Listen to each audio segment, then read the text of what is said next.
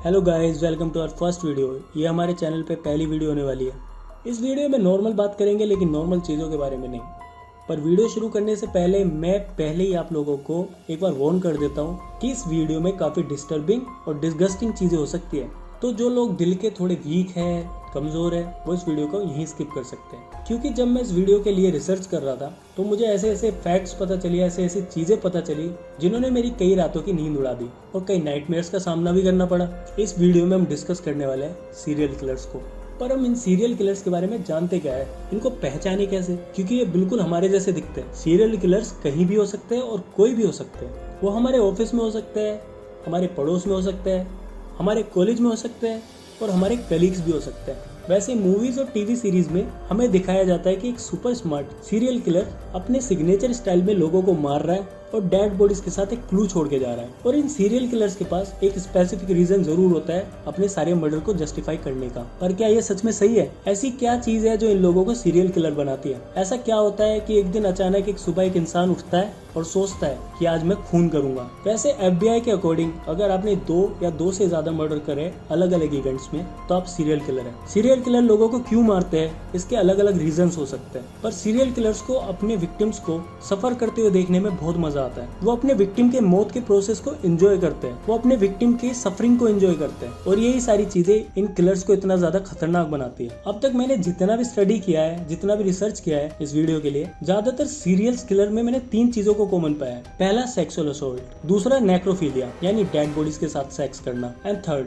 Cannibalism यानी human flesh को खाने की इच्छा रखना। कुछ किलर्स अपने विक्टिम को मारने से पहले उसका रेप करते हैं और कुछ उसको मारने के बाद, जैसे एड कैंपर, जो एक हट्टा कट्टा 145 IQ वाला सीरियल किलर था जिसने 10 खून किए थे, इंक्लूडिंग हिज ग्रैंडमदर, ग्रैंडफादर और उसकी खुद की माँ। और एड कैंपर यही नहीं रुका, उसने अपनी मदर का हेड चॉप किया और उसके साथ ओरल सेक्स भी किया, जो कि वो ज्यादातर अपने विक्टिम्स के साथ करता था। एड कैंपर ने 15 साल की उम्र में ही लोगों को मारना शुरू कर दिया था। अपने ग्रैंडफादर एंड ग्रैंडमदर को मारने के बाद वो जेल चला गया, जिसके बाद 21 साल की उम्र में वापस से बाहर आया और बाहर आते ही उसने कॉलेज की लड़कियों को अपना विक्टिम बनाना शुरू कर दिया। एड कैंपर के केस में हमें नेक्रोफिलिया और सेक्सुअल असॉल्ट दोनों दिखते हैं। दूसरा किलर लैरी हॉल, जिसने कम से कम 12 लड़कियों को लेट 80s एंड 90s के दौरान अपना विक्टिम बनाया। एरिक हाइकी नाम के क्रिमिनल साइकोलॉजिस्ट के साथ एक इंटरव्यू में एरिक ने लैरी से पूछा, लैरी क्या तुम्हारी कोई गर्लफ्रेंड है? लैरी ने कहा नहीं। क्या कभी थी? लैरी ने कहा नो। क्या तुमने कभी किसी औरत के साथ सेक्स किया? लैरी ने कहा नेवर। फिर एरिक ने लैरी से जो क्वेश्चन पूछा उसका जवाब सुनने के बाद एरिक के पैरों के नीचे से जमीन खिसक गई। एरिक ने पूछा, क्या तुमने कभी किसी डेड वुमन के साथ सेक्स किया? लैरी ने एरिक की आंखों में देखा और एक अजीब सी स्माइल के साथ कहा, शायद हाँ। लैरी अपने विक्टिम्स को मारता था और मारते ही उनकी डेड बॉडीज के साथ रेप करता था। उसका कहना था कि मरते ही उनकी डेड बॉडीज वार्म होती है, तो उसको लगता है कि उसका विक्टिम अभी जिंदा है। जैसे मैंने पहले कहा था कि कुछ किलर्स अपने विक्टिम के साथ पहले रेप करते हैं फिर मर्डर, और कुछ लैरी जैसे पहले मर्डर देन रेप। लैरी के केस में हमें नेक्रोफिलिया और सेक्सुअल असॉल्ट दोनों दिखते हैं। पर नेक्स्ट जिस केस के बारे में हम बात करने वाले हैं उसमें नेक्रोफिलिया, रेप एंड कैनिबलिज्म तीनों चीज प्रेजेंट है। नोएडा D5 सेक्टर 31 निठारी हत्याकांड। क्या आपको याद है? सुरेंद्र कोहली एंड मनिंदर सिंह, इन दोनों ने मिलकर 2005 और 2006 में जो किया उसने पूरे देश को हिलाकर रख दिया था। बच्चे अपने घरों से बाहर निकलने से डरते थे, सिर्फ नोएडा के नहीं बल्कि पूरे देश के। 2005 और 2006 में अचानक से नोएडा के निठारी से बच्चे गायब होने लगे। कुछ दिन बाद धीरे धीरे उन बच्चों की डेड बॉडीज पास के नाले में और पास के खाली जगहों में मिलने लगी। ये सब करने वाले कोई और नहीं बल्कि यही दोनों सुरेंद्र कोहली एंड मनिंदर सिंह ही थे। पर इन दोनों के अरेस्ट होने के बाद जो चीजें सामने आई, जो बात सुरेंद्र कोहली ने जज और पुलिस के सामने कन्फेस करी, वो बात इस केस को अलग ही लेवल पे हॉरिफाइंग बनाती है। पायल नाम की 22 साल की लड़की एक दिन अचानक से गायब हो जाती है, जिसके केस की इन्वेस्टिगेशन के 5-6 महीने बाद पता चलता है कि उसके गायब होने में और बाकी 20 बच्चों के गायब होने में इन दोनों का ही हाथ था। पुलिस ने दोनों को अरेस्ट किया और सुरेंद्र कोहली से पूछताछ की। पूछताछ में सुरेंद्र कोहली ने एक्सेप्ट कर लिया कि पायल का मर्डर उसी ने किया था और उसकी बॉडी को डिस्पोज कर दिया। और वो यही नहीं रुका, उसने पुलिस को डिटेल में बताया कि उसने पायल का मर्डर कैसे किया और बॉडी को कैसे डिस्पोज किया। सुरेंद्र ने बताया कि वो पायल के साथ फिजिकल रिलेशन बनाना चाहता था। एक दिन रविंदर कई काम से घर से बाहर गया तो सुरेंद्र ने पायल को किसी काम के बहाने घर बुला लिया और पायल के साथ फिजिकल रिलेशन बनाने की कोशिश करी। पायल ने मना कर दिया। फिर सुरेंद्र ने पायल को पीछे से खींच के उसी के दुपट्टे से पायल का गला घोंटकर मर्डर कर दिया और बाद में उसकी डेड बॉडी के साथ रेप किया। कोहली ने जज के सामने रिम्पा हलदार नाम की 14 साल की लड़की के साथ क्या किया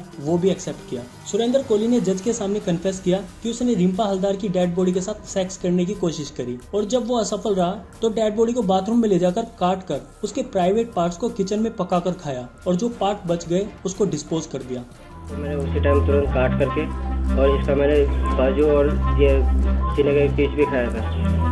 अच्छा। हाँ जी, जो मैंने घर में मतलब किचन में बनाया था। उसने 22 साल की लड़की और 14 साल की लड़की के साथ ऐसा किया तो सोचो छोटे बच्चों के साथ क्या किया होगा।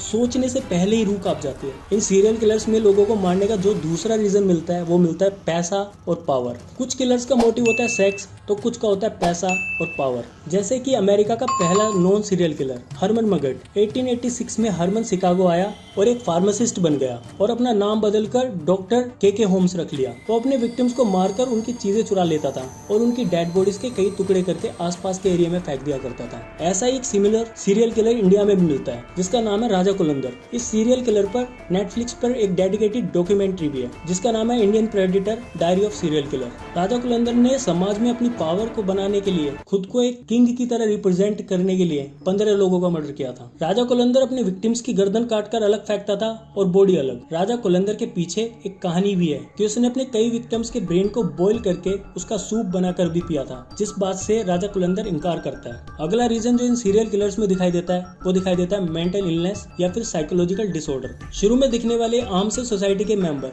जिनको देख के कोई नहीं कह सकता कि इन लोगों ने इतने लोगों का मर्डर किया है या किसी साइकोलॉजिकल डिसऑर्डर से गुजर रहे हैं। बाद में पकड़े जाने के बाद 250 किलर्स में से 20% सीरियल किलर्स साइकोलॉजिकल डिसऑर्डर से गुजर रहे होते हैं। अगस्त 1, 1966 को चार्ल्स विटमैन नाम का एक स्नाइपर टेक्सास टावर के ऊपर चढ़ जाता है और 86 आम लोगों को अपना निशाना बनाता है, जिसमें से 16 लोगों की वहीं पर ही डेथ हो जाती है। चार्ल्स को पुलिस उस टावर पे ही शूट कर देती है और इन्वेस्टिगेशन करते हुए उसके घर पहुंचती है, जहाँ पे पुलिस को 2 डेड बॉडीज मिलती है, जिनमें से एक उसकी वाइफ की होती है और दूसरी उसकी मदर की। और डेड बॉडीज के साथ एक लेटर मिलता है जिसमें चार्ल्स विटमैन ने लिखा होता है कि ना जाने मुझे क्या हो गया है, मेरे दिमाग में क्या हो गया है, मैं पागल जैसा हो रहा हूँ और मैं बस लोगों को मार देना चाहता हूँ। और उसकी आखिरी विश होती है कि मेरे दिमाग को खोल के देखा जाए कि उसमें क्या है ऐसा। उसकी लास्ट विश पूरी की जाती है और उसके दिमाग को खोल के देखा जाता है कि आखिर उसके दिमाग में ऐसा क्या है। तो उसके ब्रेन में एमेगडाला के पास एक सिक्के के जितना बड़ा ट्यूमर मिलता है। चार्ल्स की इस मेंटल इलनेस ने 16 लोगों की जान ले ली और बहुत सारे लोगों को बुरी तरह घायल कर दिया। एक साइंटिफिक स्टडी में जहाँ साइंटिस्ट ने किलर्स के ब्रेन को खोल के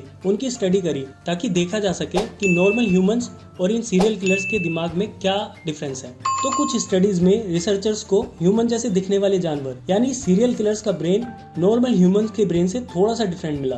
सीरियल किलर्स का प्रीफ्रंटल कॉर्टेक्स बाकी नॉर्मल लोगों से थोड़ा अबनॉर्मल था, जो कि किलर्स को अपने विक्टिम को मारने से होने वाले एंजॉयमेंट और लेस सेल्फ कंट्रोल का रीजन हो सकता है। ज्यादातर सीरियल किलर मेरे और आपके जितने आईक्यू वाले ही होते हैं और कुछ तो मेरे से और आपसे ज्यादा आईक्यू वाले भी। Ed Kemper intelligent serial killer था जो कॉलेज की लड़कियों को अपना शिकार बनाता था, पर नॉर्मल इंसान का रोल इतने अच्छे से प्ले कर लेता था कि किसी को उस पर शक नहीं होता था। उसने सबको पागल बना के रखा था, including his psychiatrist. Ed Kemper एक बार अपने साइकाइट्रिस्ट से मिलने गया, उससे अच्छे से बात की और उसका धन्यवाद भी किया कि अगर आज आप नहीं होते तो मैं नॉर्मल लाइफ नहीं जी पा रहा होता। आज मैं नॉर्मल लाइफ जी पा रहा हूँ तो आपकी बदौलत है। और गैस व्हाट, उसी दिन उसी वक्त जब वो अपने साइकाइट्रिस्ट से बात कर रहा था, एड की कार की डिग्गी में एक कॉलेज स्टूडेंट का कटा हुआ सर पड़ा हुआ था। तो ये हम लोगों के बीच में रह के हम में बिल्कुल घुल मिल जाते हैं और जब इनको अपना विक्टिम ढूंढना होता है सिर्फ तभी बाहर निकलते हैं। तो इनको पहचान पाना बहुत मुश्किल है।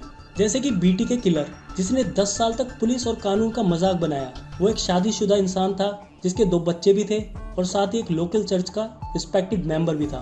पूरी दुनिया में ना जाने कितने किलर्स हैं जो अपनी दरिंदगी के लिए आम इंसानों को अपना निशाना बनाते हैं। क्या वजह है कि एक हमारे जैसे दिखने वाला इंसान, हमारे बीच रहने वाला एक इंसान अचानक से सीरियल किलर बनकर लोगों को शिकार बनाना शुरू करता है? ये एक वीडियो में डिस्कस करना थोड़ा मुश्किल है। इसी वीडियो का दूसरा पार्ट भी हम बहुत जल्दी लेके आएंगे। तब तक हमारे चैनल को सब्सक्राइब करें और वीडियो पसंद आए तो लाइक ज़रूर करें। आपका जो भी फीडबैक है कमेंट बॉक्स में ज़रूर छोड़ के जाए। कुछ गलतियाँ हैं, अगर कुछ मैंने गलती की हो वीडियो में तो वो भी ज़रूर बताएं, क्योंकि मुझे सब नहीं पता। तब तक के लिए जस्ट थिंक अबाउट इट।